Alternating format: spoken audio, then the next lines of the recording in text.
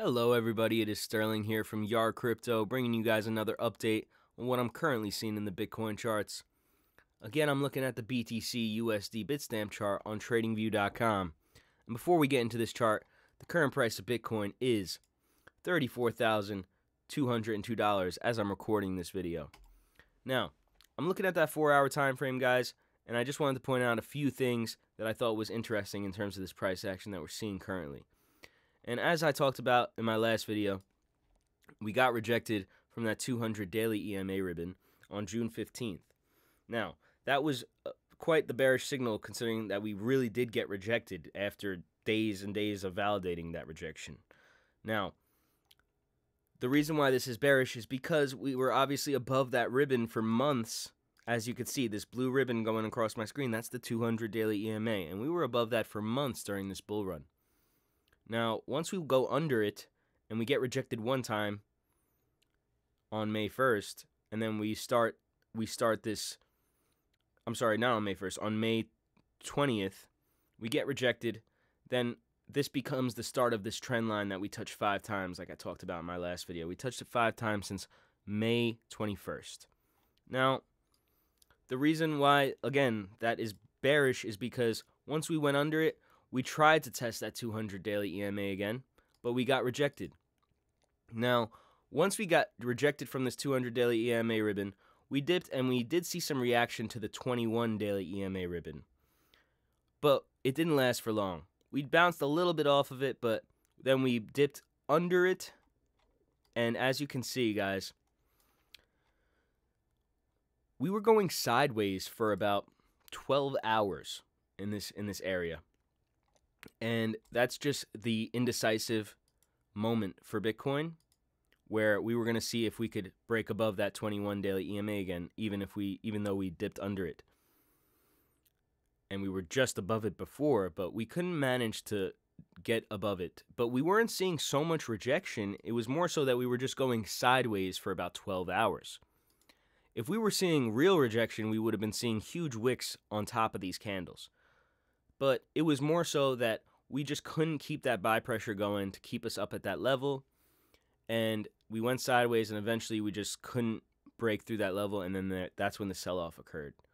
So I just wanted to point that out, guys.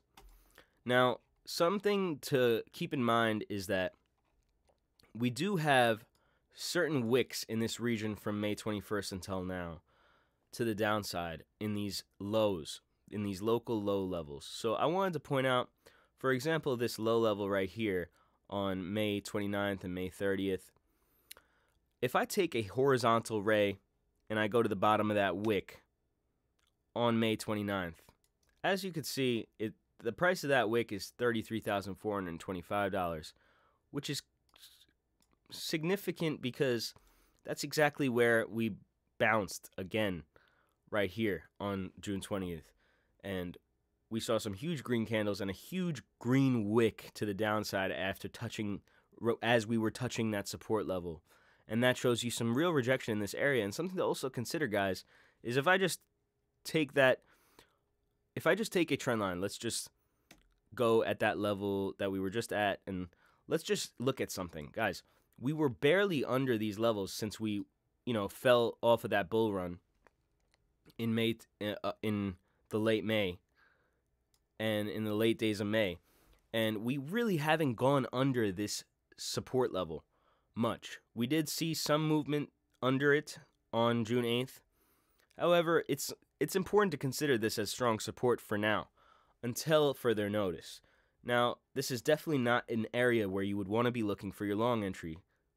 We're not above the Ichimoku cloud. We're not above any confluent moving average or confluent zones of support. We're just above a support level that we're hoping to hold, and that's certainly not where you want to go into your long. If you do want to be accumulating at these low levels, that's fine. Guys, that's totally okay. But if we're talking about long entries, it's certainly not the time to be looking for your long entry because we have no sign that we're going to be able to continue holding these levels.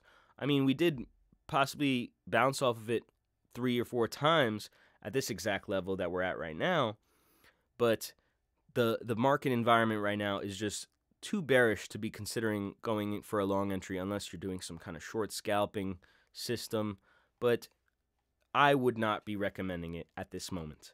Now, I just want to point out something though that is something to consider for the moment, because when we're looking at this 4-hour time frame, and I look at this MACD right here, and on about June 12th, we made a low, and I'll show you guys.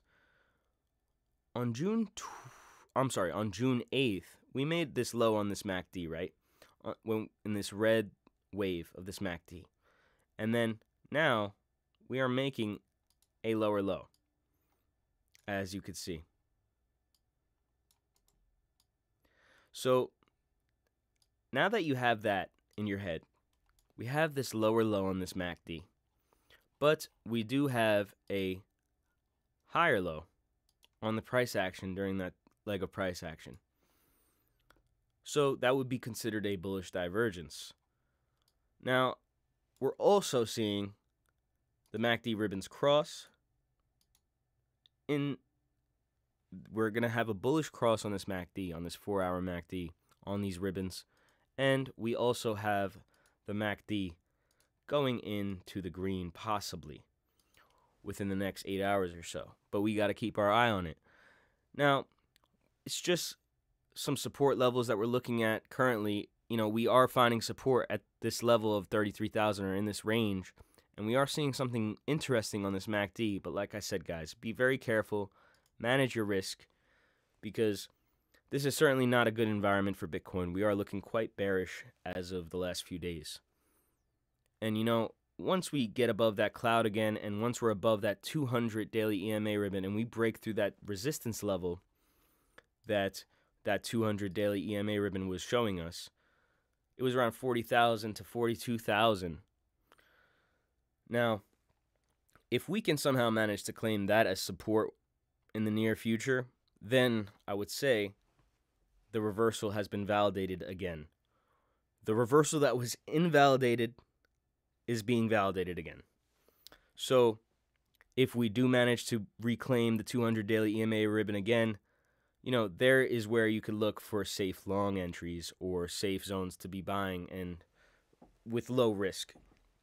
But if you do want to accumulate Bitcoin at these low levels, I just say look at your Fibonacci retracement levels, look at consistent zones of confluence of support, and then just try to buy off of a bounce of one of those support levels. But right now, I'm just directing this at the people who are looking to go long on Bitcoin just because they see such a low price. This is not a safe environment to be doing it. You might get lucky and you might see a bounce off of one of these levels, and you might have gotten into a long at that time, but that would be considered front running the chart, front running your signal, or front running what you're seeing in the chart, like, because you don't have any clear idea that we're actually gonna reverse the trend and break this downtrend right now. So I pointed that out to you guys. I pointed out how we got rejected from the 200 daily EMA, and I'm also pointing out something that is something hopeful for Bitcoin, which is this 4-hour MACD. Like I said, guys, the MACD ribbons came close, and they look like they might cross in the near future. And also, this MACD is going into the green possibly in the next 12 hours or so. And we also have a bullish divergence on the MACD momentum oscillator, histograms, candles, whatever you want to call it. These MACD waves are showing you lower lows from June 8th to June 18th, and higher lows during that time for the price action. So yeah, guys, that was just another quick update for you all. So stay tuned to our channel for more market updates and TA tutorials. And for now, keep watching those charts, and best of luck on your trading. And until next time, we are Yarcrypto. Take care.